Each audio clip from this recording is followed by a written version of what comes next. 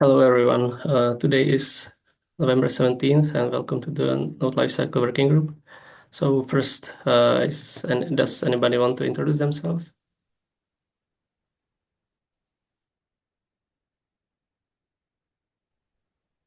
I guess I'll go. It's my first meeting. I met some of y'all at KubeCon this past week, and I was excited about what the working group is doing, and it's relevant for a couple of our use cases.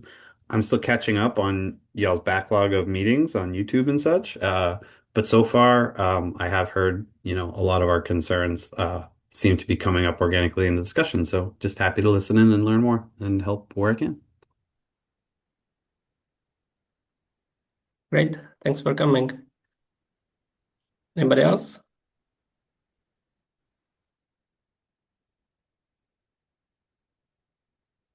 Okay, so I guess we can kick it off. So maybe we can recap for the newcomers. So like in this working group, we basically started with looking at like two or three major features. One is called eviction request, and the second one is called node maintenance, like or declarative node maintenance. And third one is specialized lifecycle management, which was started by Ryan to basically model better node states. And so, like we've had like some discussions at KubeCon, and like the eviction request one is like the feature we would like to focus the most on. And so I don't know like if everybody is familiar with the eviction request, so I can quickly recap. So basically, we are trying to implement or introduce a new functionality called eviction request, which like is similar to like the eviction like request like imperative eviction requests which are present in Kubernetes today, but we would like to do them like declaratively. So basically, we would asynchronously create, or like a requester would create a eviction request, and there would be like hooks or interceptors that other actors could use, and basically like suspend the eviction request until some logic is like evaluated or done. So this could be like a migration, like a data migration, or like a state migration of the VM, or it could be like scaling out of the or like scaling the application instead of disrupting it first. And once the application scales out, it could be disrupted. So basically, we are trying to implement like a new disruption model. I guess everybody is familiar with like eviction and PDBs, but this has major issues, and it doesn't model all the disruption use cases that we would like to model. Yeah, so like we have this cap. I guess it's so here.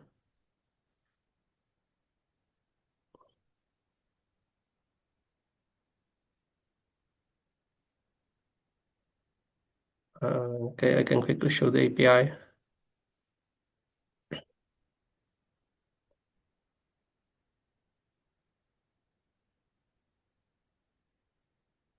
Yeah, so like for like everyone that like this is meant to be as a discussion. So if you have like any use case or some like problem this feature might solve for you, like it would be great to hear like your opinions.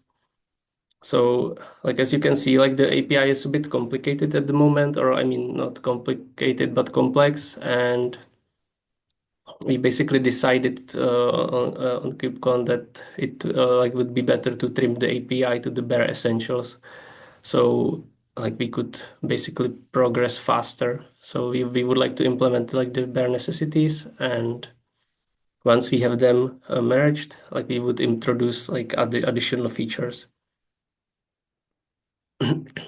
Okay, so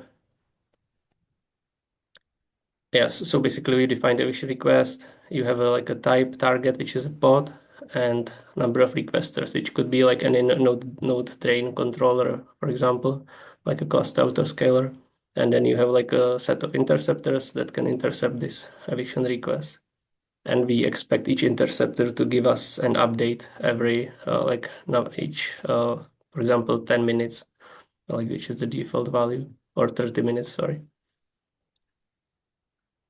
So we basically are looking at solving like the eviction problem today that we miss observability, and this would allow us to observe the eviction request, who is requesting it, and who is intercepting it, and also see like the status of the interceptions and the eviction itself. So like we decided to do like a couple of yeah changes to this cap. So first, yeah, I would like to also mention that we like there were major discussions about like future scheduling changes in the kube scheduler and additional like APIs or features regarding scheduling. So you can take a look at like a summary here at this link if you want. It's a bit like long, so we will not go through that in here. But like if you have noticed, like there is like a major new API that was introduced in 135, which is like a workload API, and this basically means that you can like schedule a set of pods as a whole, like for example a gang of pods. And we were being asked, or better, we should evaluate how to evict or like disrupt this like set of pods. So there might be like some considerations that you might want to, for example, disrupt them all at once, or when like a certain number of them fails. So this might not work well like with our like eviction request model. So like to like progress faster, we have decided to basically ignore any pod that is part of the workload for now. And once we have this API in, we will add the support for the workload. So as you see, we have the target field, and now the only supported target is a pod. So you can see here. But we might it might be useful for other workloads to add like workload support. So this would be like one of the enhancements in the future. So then like one major change like we decided to do is to make the interceptors immutable. So now it's so like to recap, like first it's important to add some static information on the pod spec. So we have like the set of or list of interceptors there. And this would basically allow like anyone to know if this pod might be intercepted, or it might be delayed like during the disruption phase, even before like the disruption is started. So it basically helps us to model or simulate a behavior like of future eviction requests. And this has like since this is like a struct, it has the advantage that we can add other features in the future. So we could add, for example, some like expected like termination or eviction time, or some weights, for example, that like this like the kube scheduler or like node drainers or like any kind of simulation logic could actually look at and could evaluate even before like this whole like eviction is started, or more likely when the node drain is started. So like during the node drain, we might want to evaluate like multiple nodes and see like which one is the best fit for like for the drain. Like this depends on the scenario, like what kind of workloads we prefer on our cluster, like to be long term, and which one short term. So we have these interceptors which are on the pod, and they are basically like copied on admission to the eviction request itself. So since we want this API to be like user friendly, this would mean that the user would not have to specify interceptors and everything. It basically would be the easiest to just like select a pod or a workload that we want to evict, and that should be all the information we need. So this eviction interceptors would be like added to this eviction request on admission. And like originally we had also an option that we could add like some extra interceptors to the eviction request, but this would probably be not great for the simulation, as I was mentioning before. So this would probably not, we will not do that. And we also decided to make this field on the pod immutable. That means that only during creation of the pod, interceptors could be set. So I expect this to be limiting in the future, and this would be probably one of our future like changes to this API. So so I expect like there could be like multiple components that could add interceptors like after the pod is created.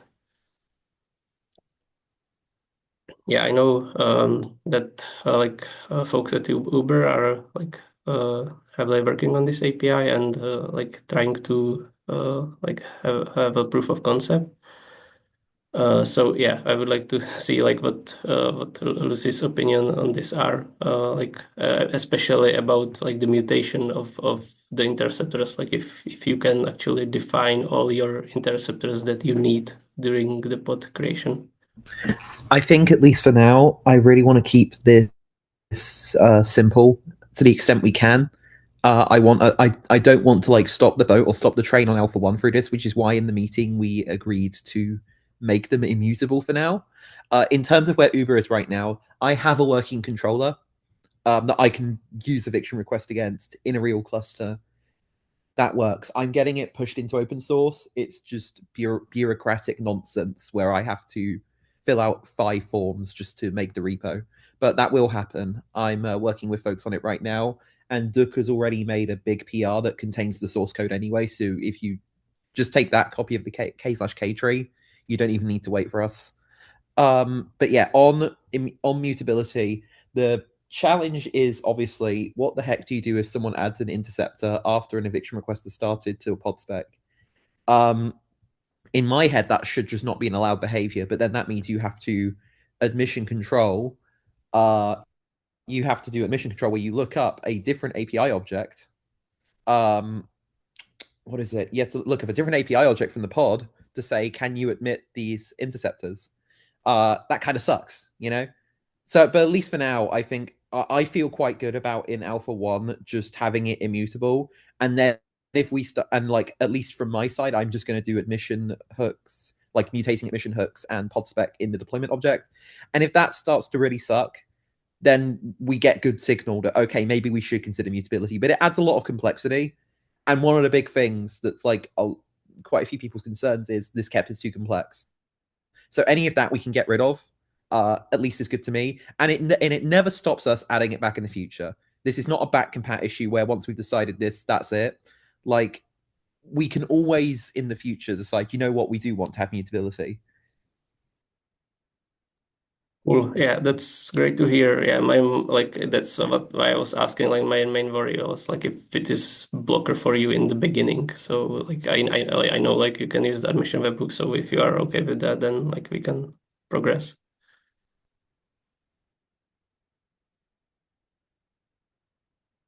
Yeah, sorry, I'm just looking for the PR. Yes, yeah, I think we can progress. Hey, cool. Yeah, and it's great to hear that like you will be open sourcing that soon. So like you probably know like what kind of changes I will be making to the cap to limit the scope. So I guess you can also do it in your project but that shouldn't matter. Like we actually want to see or want to like showcase like that we have something that's like working and usable. Yeah, makes sense. Okay, I'm gonna make sure that he's this PR and also there's so it turns out the PR just has the types. I'm gonna put that in our Slack chat and I'm gonna ask Duke to put up a PR with the action that's stacked on top with the actual controller code, just so that you all can see it. and play with it. Not because I expect it to be merged anytime soon. Yeah, totally. Sounds great. And yeah, and I expect like yeah, I like implementation wise, like this can be done through admission webhooks, but I think like for like the end users, like in the future, that's lots of complexity of maintaining the admission webhooks,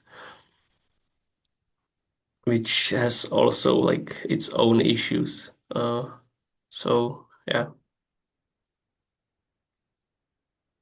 and basically, I mean, like the one of the problems is like if you have like a good working admission webhook, that's fine, but if you have like a misbehaving admission webhook or like misconfigured one, then like basically we would stop like I mean like it would basically stop creation of pods. So Yeah, that that is that also would the case today with admission webhooks. This is the trade-off you pay. yeah, and like But I yeah, mean especially on pods, it's very disruptive to the cluster if something yes, fails. it is, but there's a lot of this already today, is what I would say. But in any case, yeah, I don't mind rehashing whether these should be mutable or immutable, but I want to move on to Alpha 1. Like I want traction. Yeah, we are on the same page. I'm just, going through the advantages and disadvantages. Yeah, yeah, yeah, So, definitely. I think we should revisit these as well when we have user signal as well from the Alpha 1. okay, great. Yeah, I can quickly go through the action items if there is something standing out there.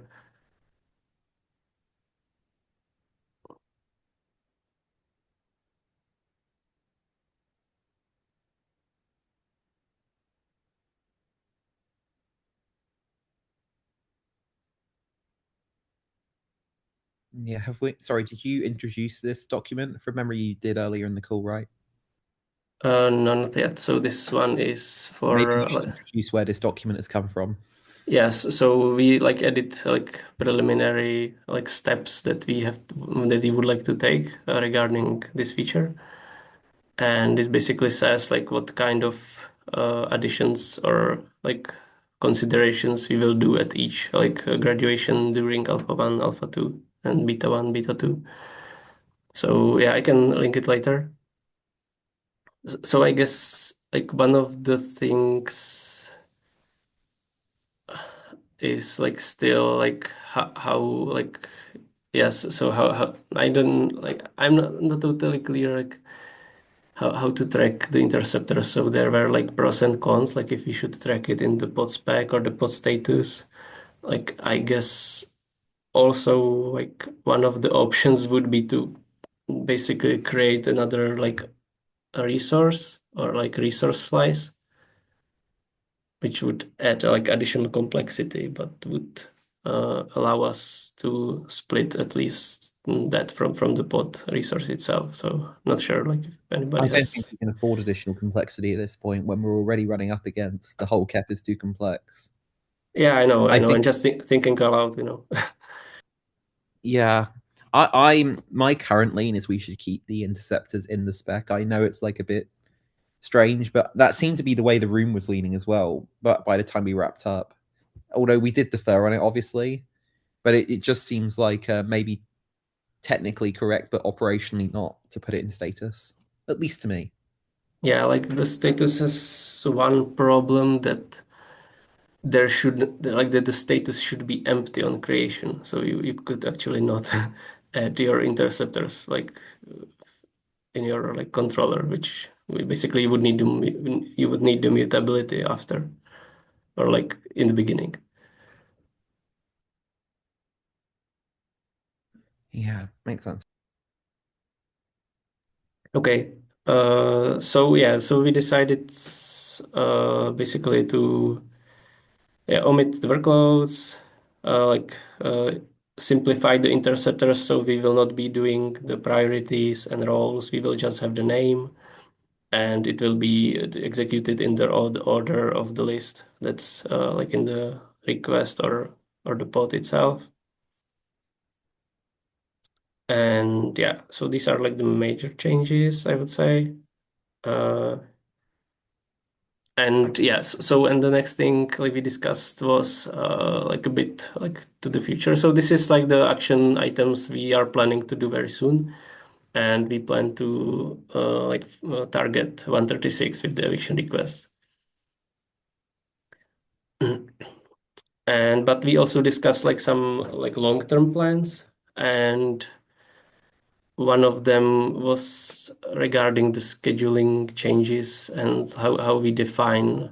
So basically we are trying to move from scheduling pods to nodes, like to scheduling like workloads to a topology or like a set of nodes or yeah or some pieces of hardware that are on these nodes. So like the six scheduling is basically trying to come up with a new paradigm how to do scheduling. And since we are on the other end of scheduling, we try to like remove things or deschedule or like terminate, shut down. Like we are we are basically we would love to solve it like in a similar way as like six scheduling does. So like we have this cap which is called like declarative non-maintenance. Uh, and it basically tries to do like kubectl drain in a declarative manner, like in a bit smarter way. So, for example, we have also some sorting according to priorities, like the graceful no shutdown. But this is like we basically have to steer away from that and try to make something more compatible with the new paradigm that will happen in six scheduling. So yeah, this just like so you are like on the same wave like what we plan to do in the future or what six scheduling is planning to do. So like we basically have to would like to track like all these efforts in six scheduling and try to solve these like in similar manner in like our working group.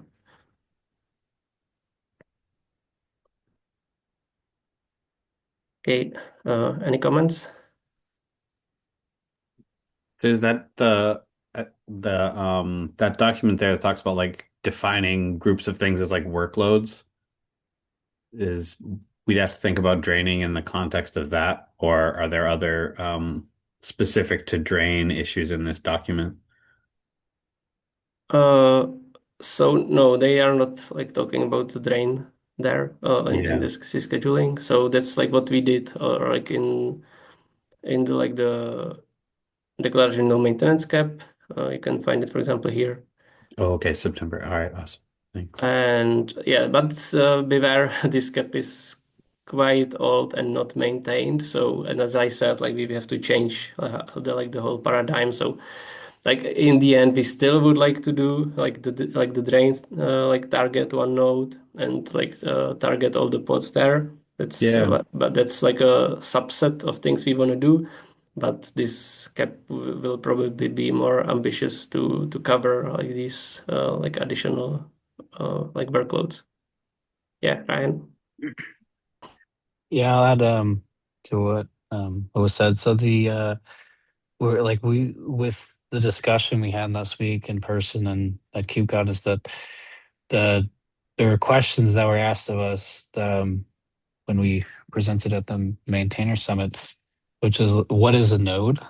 This is something that I mean I think it's a pretty provocative question because I think it's something that is that the upstream is still tangling with. It's something that's really not clear when you look at DRA and what DRA as a paradigm is introduced is um, it's sort of pulled apart pieces of a node. It's now we're talking about allocating a device to a pod, whereas before we were talking about allocating a node and having a pod land on it.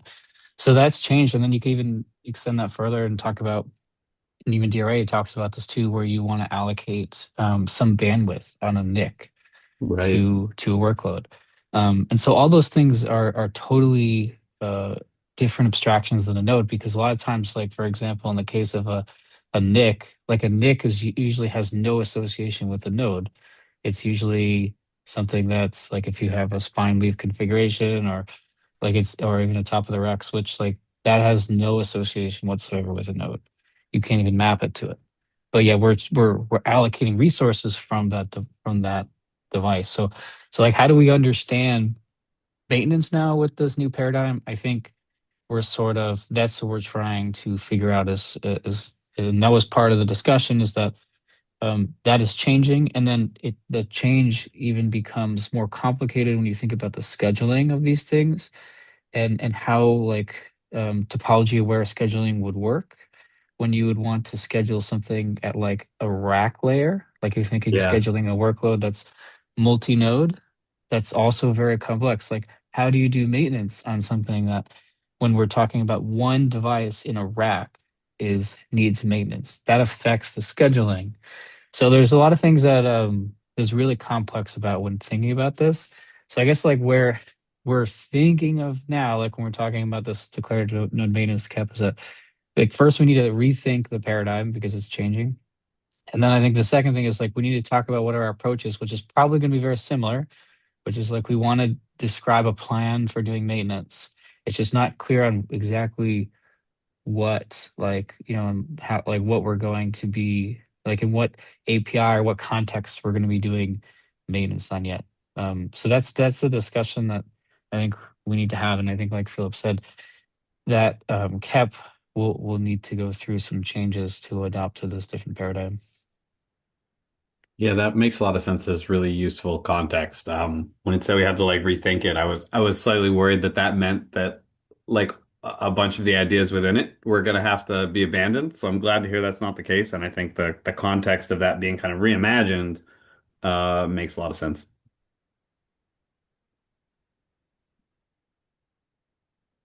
Yes, correct. Like we still like would like to support the original use cases, which were like the node drain and also graceful node shutdown. So basically, we have like this feature, graceful node shutdown, that's like in a beta status for quite some time, and this like would allow us to basically unblock it to help like the observability of that feature. Yeah, that would be great. Yeah, we also like discussed some like other like more advanced changes. So like stick scheduling is playing like with some simulation APIs and everything, but that's still like very like far into the future. So will probably not like be any much useful to discuss it now here. Like if you want, you can take a look at like the six scheduling like source resources. I guess you can find them in their agenda, and they have this like a bunch of proposals to actually change how like scheduling works today. Yeah, I requested access to that doc today, and it was already granted, so super interesting in there. Yeah, cool. Okay, any more comments?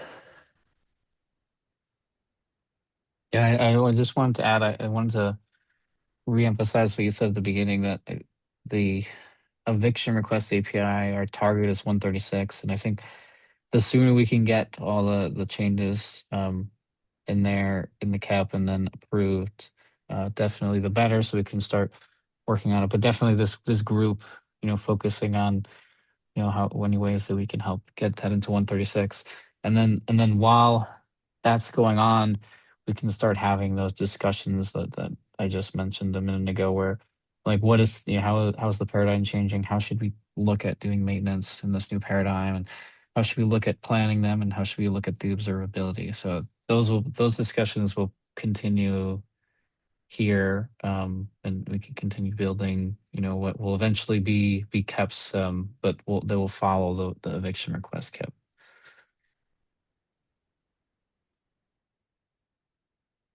Yeah, like yeah, we can work on some of these things in parallel. So like Ryan is looking more into the node side and myself to the eviction request side, and yeah, and Lucy and like folks at Uber are also working on the eviction request very much. So hopefully we will have some resolution, and we should start early. That's for sure.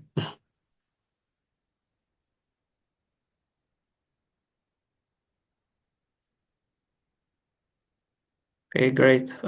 So I think we can wrap it up today.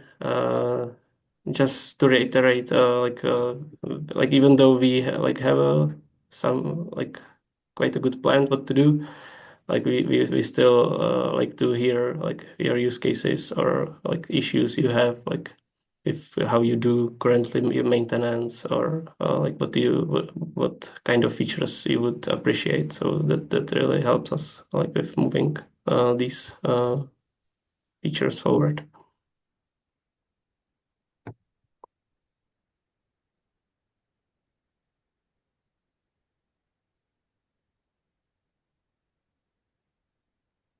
Okay, so unless anybody wants to say something,